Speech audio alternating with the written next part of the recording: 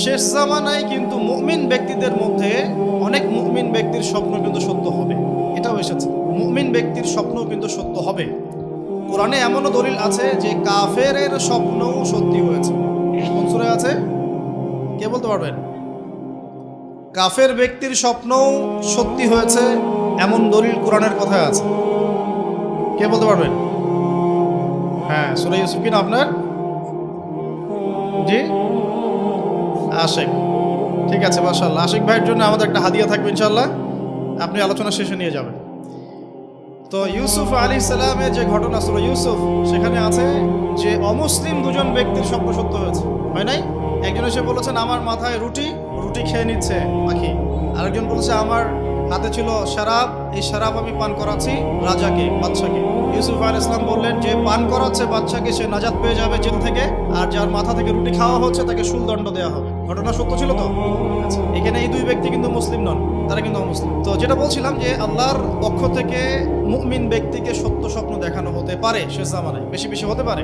তাই যখন ভালো কোনো স্বপ্ন দেখবেন শুকরিয়া আদায় করবেন আল্লাহর কাছে, আর যদি খারাপ কোনো স্বপ্ন দেখেন তাহলে কাউকে বলতে যাবেন না। খারাপ স্বপ্ন দেখলে কাউকে বলতে যাবেন না, বরং 2 রাকাত নামাজ পড়ে আল্লাহর কাছে আশ্রয় চাইবেন। আল্লাহ, আমি এই খারাপ স্বপ্ন দেখেছি, এর থেকে তোমার কাছে আমি আশ্রয় প্রার্থনা করছি। পবিত্র কোরআন কারীমে সূরা আলে ইমরান এর 19 নম্বর আয়াতে আল্লাহ পাক বলছেন, বা'দা আউযু বিল্লাহি মিনাশ শাইতানির রাজীম, ইন্না দীনা ইনদাল্লাহিল ইসলাম।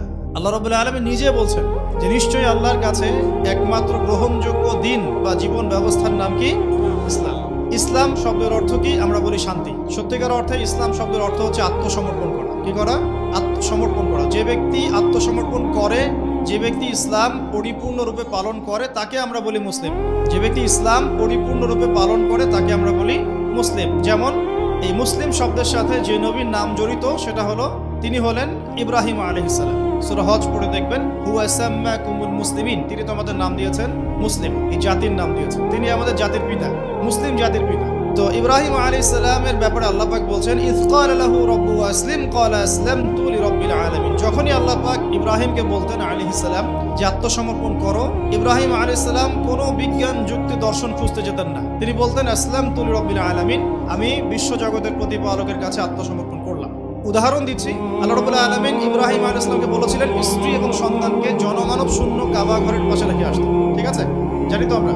ইব্রাহিম আলাইহিস সালাম জানতেন সেখানে কোনো মানুষ নেই, কোনো পানি নেই, কোনো প্রাণীও নেই, না খাবার আছে, না পানি আছে, না কোনো প্রাণী আছে। এরপরেও তিনি স্ত্রী এবং সন্তানকে সেখানে রেখে আসলেন। আল্লাহ পাককে প্রশ্ন করলেন না কেন রেখে আসবো, এর পিছনে কারণ কি, যুক্তি কি, দর্শন জিজ্ঞেস করেছেন। ইয ক্বালা লাহু রাব্বুহু আসলিম, যখনই আল্লাহ পাক বলেছেন আত্মসমর্পণ করো, মেনে নাও, তিনি বলেছেন আসলামতু, আমি মেনে নিলাম, লিরাব্বিল আলামিন।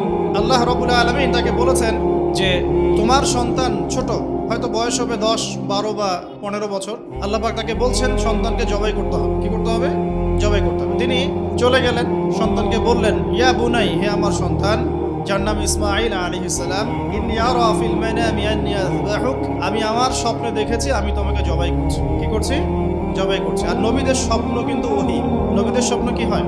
ওহী। ওহী মানে কি? আল্লাহর পক্ষ থেকে প্রত্যাদেশ, আল্লাহর পক্ষ থেকে মেসেজ। সবার স্বপ্ন কিন্তু ওহী নয়। নবীদের স্বপ্ন কি? ওহী। ওহী মানে আল্লাহর পক্ষ থেকে জ্ঞান, যেটা আল্লাহ পাক তার বান্দাদের মধ্য থেকে কিছু কিছু বান্দার কাছে পাঠান বাছাইকৃতভাবে। কিভাবে পাঠান? আল্লাহ পাক ফেরেশতার মাধ্যমে পাঠান। নবীদের স্বপ্ন ওহী। আর শেষ জামানায় কিন্তু মুমিন ব্যক্তিদের মধ্যে অনেক মুমিন ব্যক্তির স্বপ্ন কিন্তু সত্য হবে, এটাও এসেছে। মুমিন ব্যক্তির স্বপ্ন কিন্তু সত্য হবে।